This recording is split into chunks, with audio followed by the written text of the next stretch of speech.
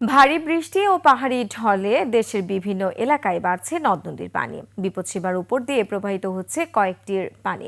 প্লাবিত হয়েছে নিম্নাঞ্চল। শেরপুর, নেত্রকোনা, সিলেট ও সুনামগঞ্জে দেখা দিয়েছে বন্যার আশঙ্কা। প্রতিনিধিদের সহায়তায় ডেস্ক রিপোর্ট।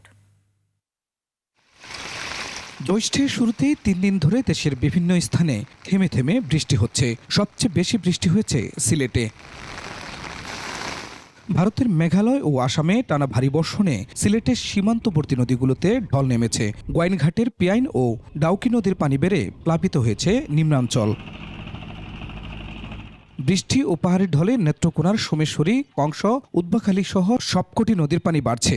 বন্যার কারণে আমাদের বাড়িঘর ভেঙে যাচ্ছে। সমস্যার পানি বাড়তেছে, এখন আমরা এনে দোকানদারি করতাম, এখন তো ব্যবসা বাণিজ্য নাই। যদি বৃষ্টি বেশি হয় ওইদিকে, তাহলে আমাদের বন্যা হওয়ার আশঙ্কা রয়েছে। এখন যে কোনো ব্র্যান্ডের পুরাতন এসি বদলে নতুন ওয়ালটন এসিতে উপভোগ করুন 25% ছাড়।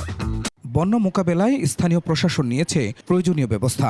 বন্যা মোকাবিলার সভাও করেছি, সেখানে আমাদের খাবার, স্যালাইন, তারপরে পানি ফিল্টারিংয়ের ওষুধপত্র, এভরিথিং পর্যাপ্ত পরিমাণেই আমাদের বন্যা মোকাবিলায় আমাদের রিসোর্স রয়েছে। বৃষ্টি ও পাহাড়ি ঢলে শেরপুরের বিভিন্ন নদ নদীর পানি বাড়ছে। চিল্লাখালী পানি বিপদসীমার উপর দিয়ে বইছে।